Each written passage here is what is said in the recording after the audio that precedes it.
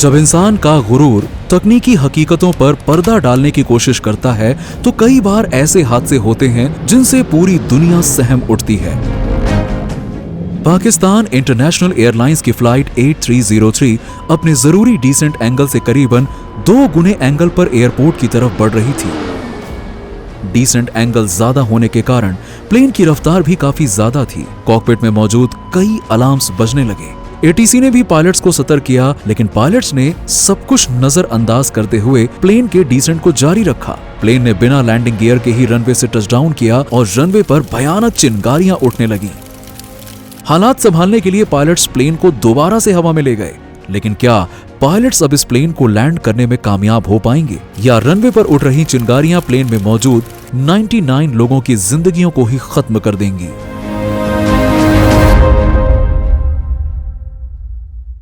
ये कहानी है पाकिस्तान इंटरनेशनल एयरलाइंस की फ्लाइट 8303 की।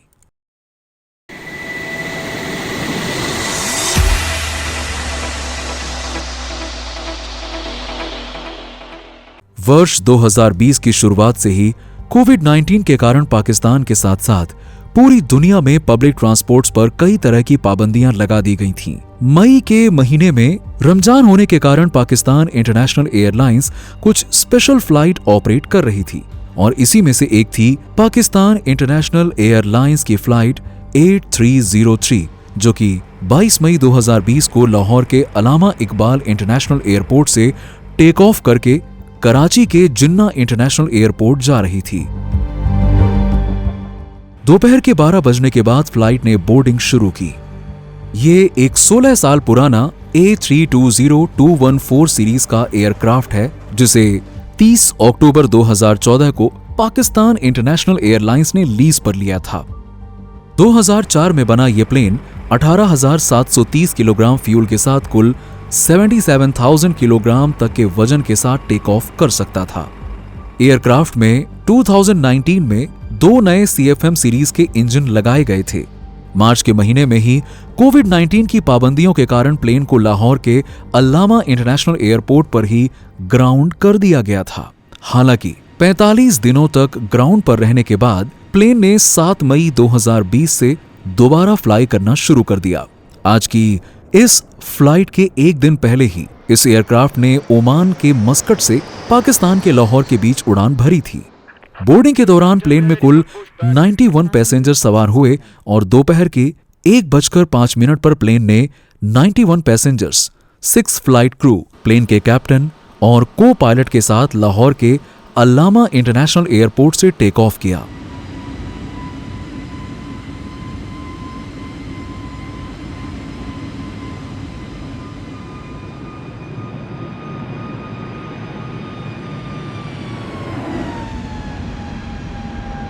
कॉकपिट में बैठे फ्लाइट के कैप्टन 58 साल के सज्जाद गुल थे, जिनके पास 17,000 से ज्यादा घंटों का प्लेन उड़ाने का एक्सपीरियंस था।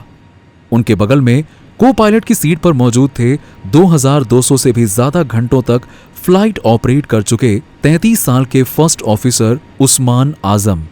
करीबन 1020 किलोमीटर की इस फ्लाइट के दौरान फर्स्ट ऑफिसर उस्मान आजम प्लेन को कंट्रोल कर रहे थे और कैप्टन सज्जाद गुल प्लेन की मॉनिटरिंग की जिम्मेदारी संभाल रहे थे।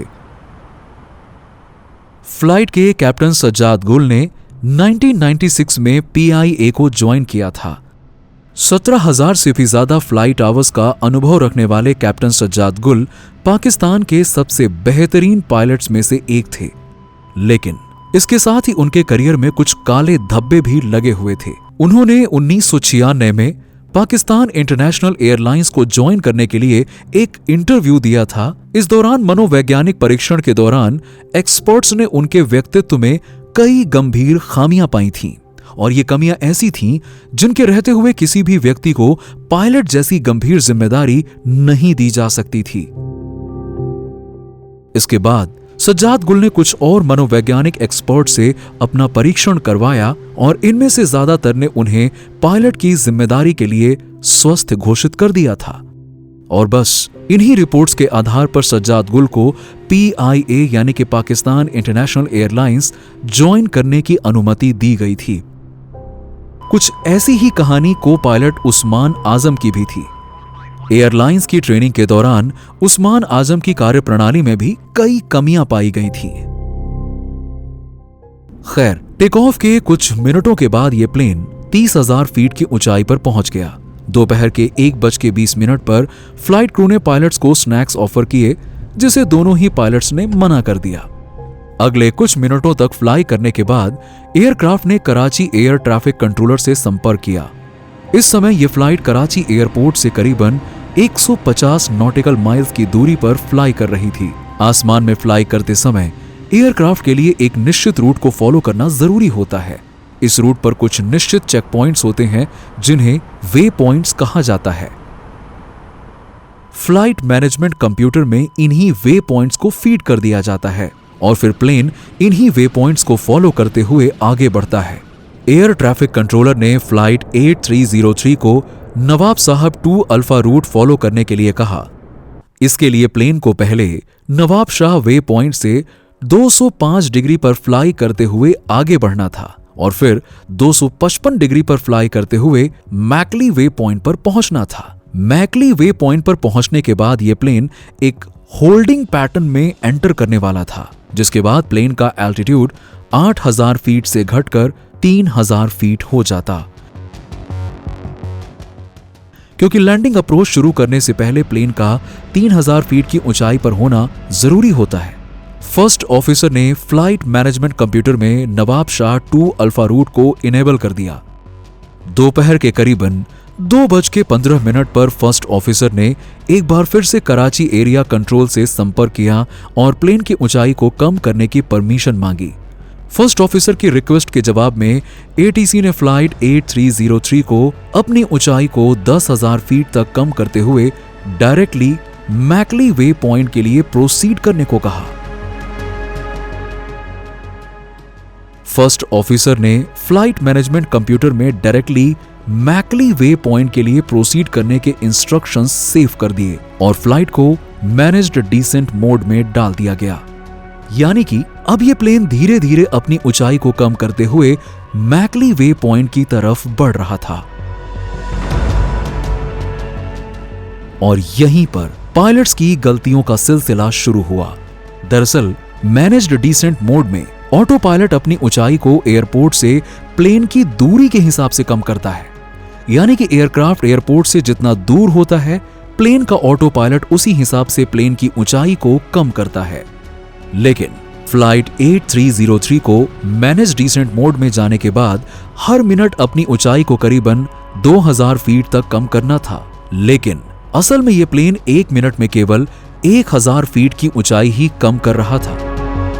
और ऐसा इसलिए था क्योंकि फर्स्ट ऑफिसर ने फ्लाइट मैनेजमेंट कंप्यूटर में डायरेक्टली मैकली वे पॉइंट के लिए प्रोसीड करने के इंस्ट्रक्शन सेव करने के बाद भी उस होल्डिंग पैटर्न को डिलीट नहीं किया था जो लैंडिंग के पहले एयरक्राफ्ट की ऊंचाई को कम करने के लिए प्रयोग किया जाता था। यानी एयरक्राफ्ट का ऑटो पायलट अभी भी यही समझ रहा था कि उसे होल्डिंग पैटर्न में फ्लाई करते हुए अपनी ऊंचाई को कम करना है और इसके बाद ही लैंडिंग करनी है, जबकि हकीकत में पायलट्स प्लेन को सीधे मैकली वे पॉइंट तक ले जाने के बाद बिना होल्डिंग पैटर्न में फ्लाई किए ही लैंड कराना चाहते थे। फर्स्ट ऑफिसर की इसी गलती को कैप्टन ने भी नोटिस नहीं किया, क्योंकि दोनों पायलट्स कॉकपिट में गैर जरूरी बातें करने में बिजी थे। अगले कुछ मिनटों तक फ्लाई करने के बाद अब एयरक्राफ्ट उस एरिया में फ्लाई कर रहा था जहां से प्लेन के फ्लाइट मैनेजमेंट कंप्यूटर में फीड किए गए इंस्ट्रक्शंस के अनुसार प्लेन को अपनी ऊंचाई तेजी से कम करना था। प्लेन की ऊंचाई को कम करने के लिए ऑटो पायलट ने प्लेन के थ्रस्ट को कम कर दिया, जिससे कि यह प्लेन करीबन 2400 फीट प्रति मिनट के डिसेंट रेट से नीचे आने लगा। अभी तक प्लेन कराची एरिया कंट्रोल के कांटेक्ट में था, लेकिन अब इस प्लेन को एयरपोर्ट अप्रोच कंट्रोलर से कांटेक्ट करना था। इसके लिए बिना एटीसी को जानकारी दिए ही पायलट्स ने प्लेन की फ्रीक्वेंसी को चेंज कर दिया। पायलट्स की तरफ से इससे भी बड़ी गलती यह हुई कि उन्होंने प्लेन की फ्रीक्वेंसी को 125.50 के बजाय 126.50 की फ्रीक्वेंसी पर सेट कर दिया। बस पायलट्स की इस गलती के कारण अगले 5 मिनट तक एटीसी फ्लाइट से कांटेक्ट नहीं कर पाया। आखिरकार 5 मिनट बीतने के बाद प्लेन का एटीसी से दोबारा कांटेक्ट तब हुआ जब एटीसी ने प्लेन को गार्ड फ्रीक्वेंसी पर कांटेक्ट किया। प्लेन से दोबारा कांटेक्ट स्टैब्लिश होने के बाद एटीसी ने प्लेन को 3000 फीट तक आने के लिए कहा। फर्स्ट ऑफिसर ने प्लेन के एल्टीट्यूड को कम करके 3000 फीट पर सेव कर दिया और प्लेन एक बार फिर से अपनी ऊंचाई कम करने लगा। और फिर कुछ ही सेकंड्स के बाद में प्लेन ने करीबन 9000 फीट के एल्टीट्यूड पर फ्लाई करते हुए मैकली वे पॉइंट को क्रॉस किया, जबकि मैकली वे पॉइंट पर प्लेन की ऊंचाई लगभग 3000 फीट ही होनी चाहिए थी। हालांकि अब अगर पायलट्स कोई एक्शन ना लेते तो एयरक्राफ्ट होल्डिंग पैटर्न में फ्लाई करते हुए अपनी ऊंचाई को कम कर लेता और सुरक्षित लैंडिंग के लिए आगे बढ़ जाता। लेकिन बदकिस्मती से ऐसा नहीं हुआ।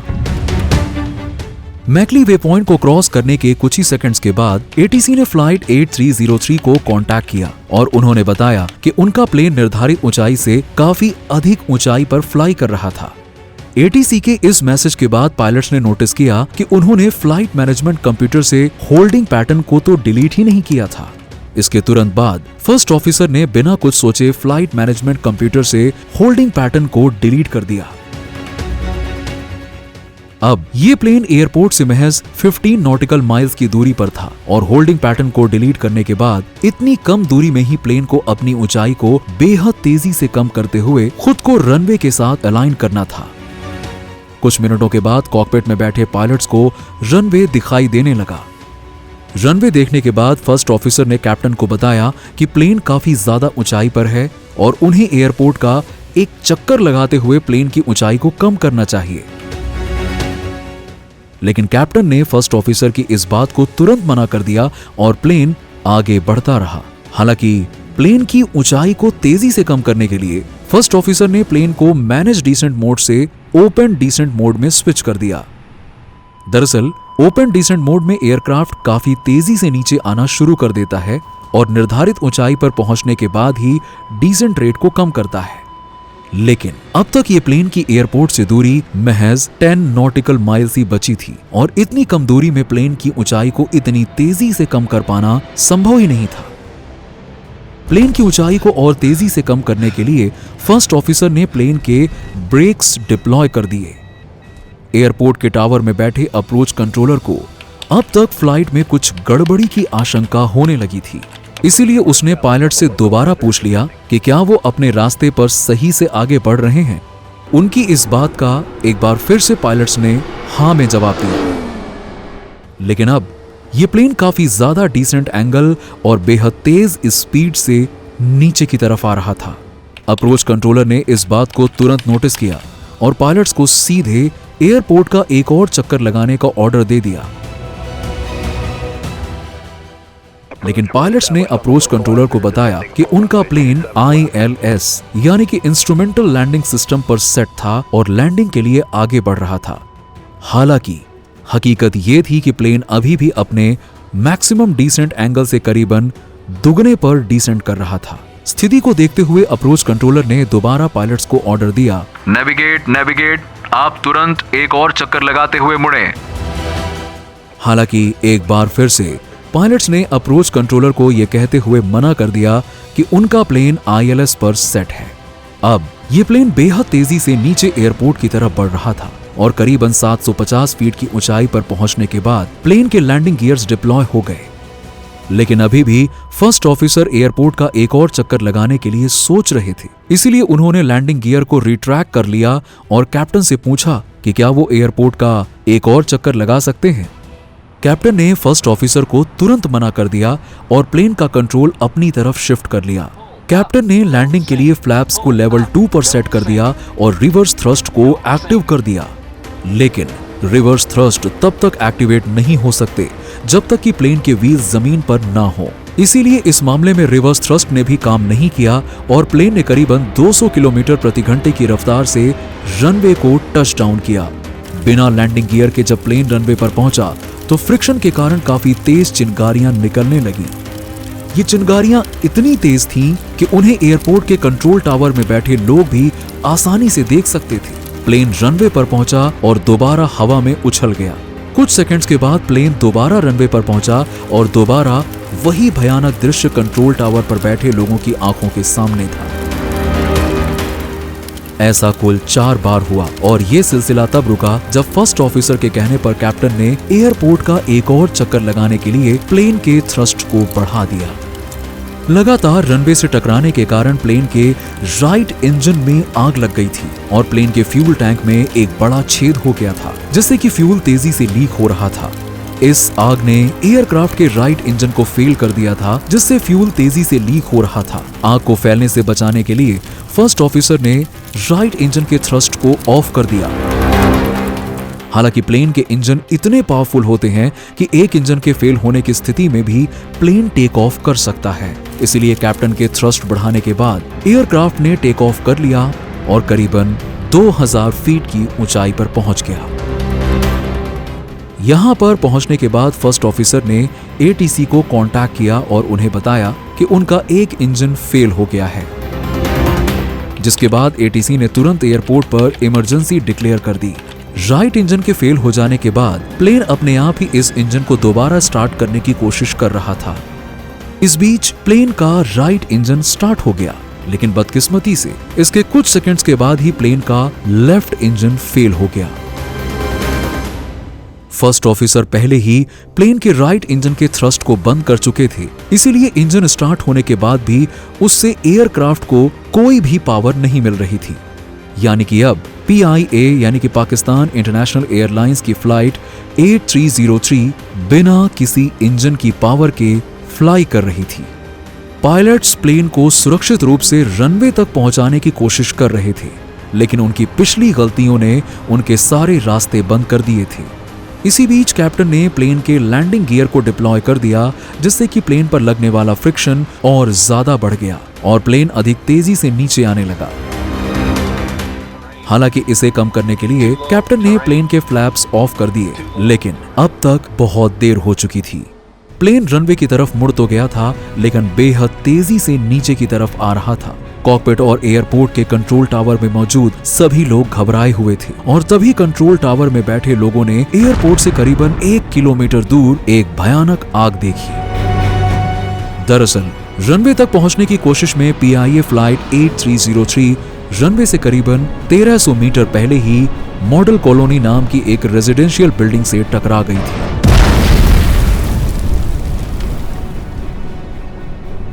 ये टक्कर इतनी भयानक थी कि प्लेन ने आसपास की कई और बिल्डिंग्स को भी गंभीर तौर पर नुकसान पहुंचाया था। इस हादसे ने प्लेन में मौजूद 99 लोगों में से 97 लोगों की जिंदगियों को खत्म कर दिया और जमीन पर मौजूद एक व्यक्ति भी इस हादसे में अपनी जान गंवा बैठा। प्लेन में बैठे 2 खुशकिस्मत लोग ही इस हादसे में जीवित बच पाए थे।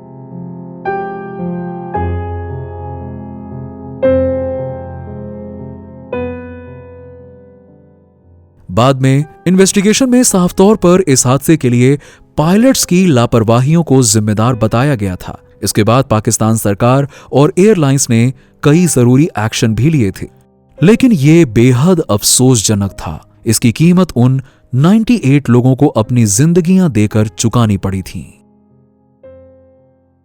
साथ ही हम अपने सभी व्यूअर से रिक्वेस्ट करना चाहते हैं कि एविएशन जगत से जुड़ी हुई हर नई जानकारी के लिए कृपया चैनल को सब्सक्राइब और लाइक जरूर करें। धन्यवाद।